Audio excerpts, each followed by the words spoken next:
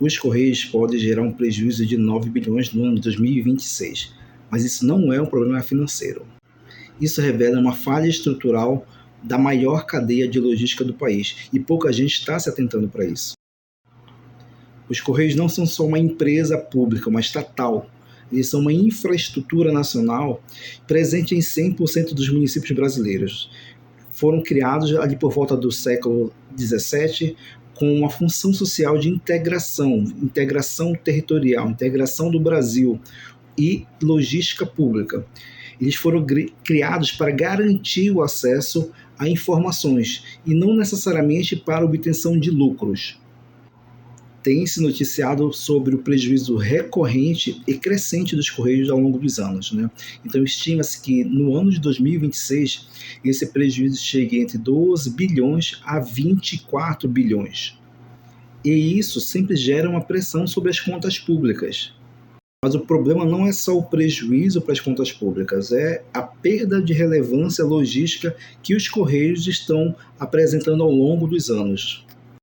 Dentre diversos fatores operacionais para essa crise, a gente pode citar como mudanças em legislações, mudanças regulatórias, mas também como a precarização dos serviços dos Correios, além da optimização dos serviços terceirizados.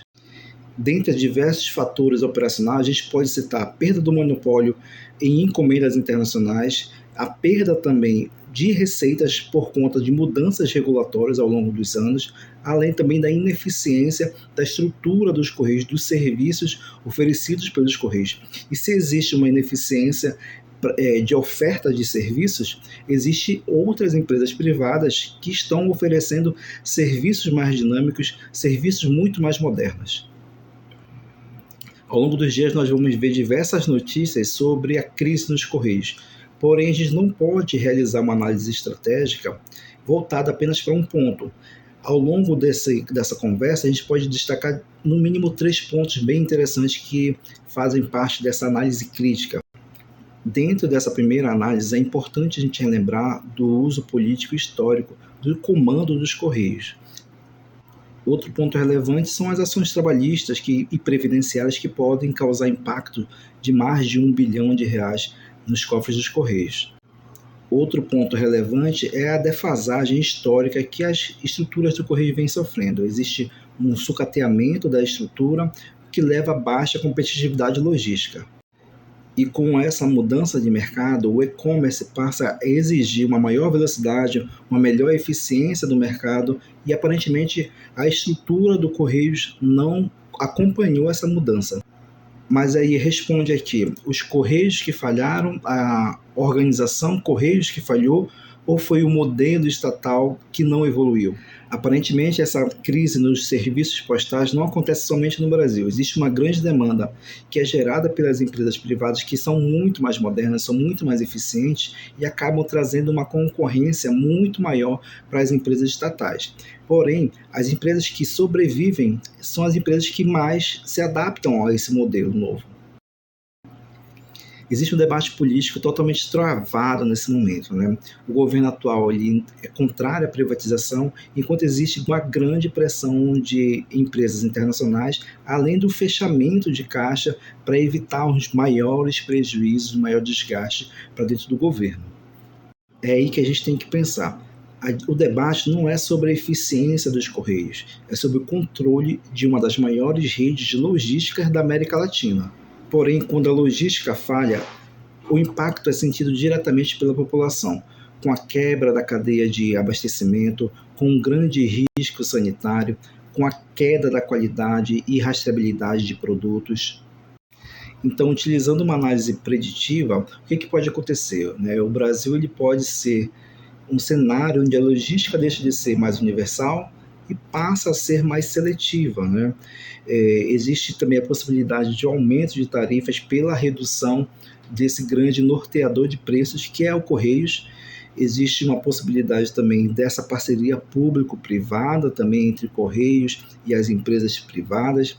Existe também a possibilidade dessa redução, dessa capilaridade dos Correios de entregar nas regiões mais remotas, até porque, se a gente for analisar, as grandes empresas já estão fazendo entregas nas cadeias nesses locais mais remotos. Se a gente for fazer uma análise do case da Amazon, que já está fazendo entregas em até 48 horas dentro das regiões de ilhas de Manaus, a gente pode observar que existe uma demanda totalmente reprimida, de onde os Correios provavelmente eles realizavam entregas uma vez na semana, uma vez no mês. A Amazon, com toda a sua estrutura, com todo o seu capital, já está realizando entregas de maneira muito mais célere, de maneira muito mais rápida, muito mais eficiente. Agora, quando a gente realiza essa análise crítica da crise dos Correios para dentro da área da saúde, a gente pode pensar superficialmente, mas a grande maioria das entregas acontecem por empresas privadas dentro da área da saúde, né? São essas grandes empresas, são essas transportadoras, essas distribuidoras que atendem a empresa privada, que atendem os hospitais municipais, os hospitais estaduais. Porém, mesmo com os operadores privados dominando a logística farmacêutica, os Correios ainda funcionam como um grande regulador indireto do mercado. Eles atuam em regiões remotas, onde os privados evitam operar, né? Eles influenciam o preço do frete, é eles quem influenciam os preços logísticos, é eles quem absorvem a parte da demanda de baixo valor agregado que os privados evitam operar. Então, se os Correios retraem, eles reduzem também a capilaridade deles, né? Os interiores e regiões mais remotas ficam desassistidas, né? E o que causa um impacto direto em programas públicos, em farmácias independentes, em pacientes crônicos. Então, se os Correios retraem, o impacto no acesso a medicamentos é sentido pela população. Bem provável que a gente possa verificar uma dificuldade numa reposição de medicamentos, uma ruptura de estoques locais, atrasos nas entregas de medicamentos de uso contínuo, desses medicamentos oncológicos, medicamentos biológicos, medicamentos de cadeia fria, tornam-se mais caros transportá-los. E se lembrem que os hospitais dependem de abastecimento contínuo, né? As clínicas menores operam com estoques mais enxutos, né? Então acaba se dependendo muito mais das distribuidoras, desses operadores logísticos. Então, realizando essa análise preditiva, a curto prazo nós temos o aumento de custo dos serviços de logística. A gente tem certos ajustes operacionais que precisarão ser realizados e a longo prazo a gente tem uma logística mais cara e mais concentrada, reduzida aos grandes centros, né? Então, aquelas regiões que são mais periféricas, elas passam a não ter mais aqueles serviços ofertados pelos Correios e passam a ser atendidas pelas empresas terceirizadas, pelas grandes empresas privadas. A crise nos Correios não substitui a logística privada, ela tensiona todo o sistema. E na saúde, qualquer tensão pode virar risco. Mas aí, responde para mim, quem é que está realmente interessado em privatizar a estrutura dos Correios? Você já parou para pensar sobre isso?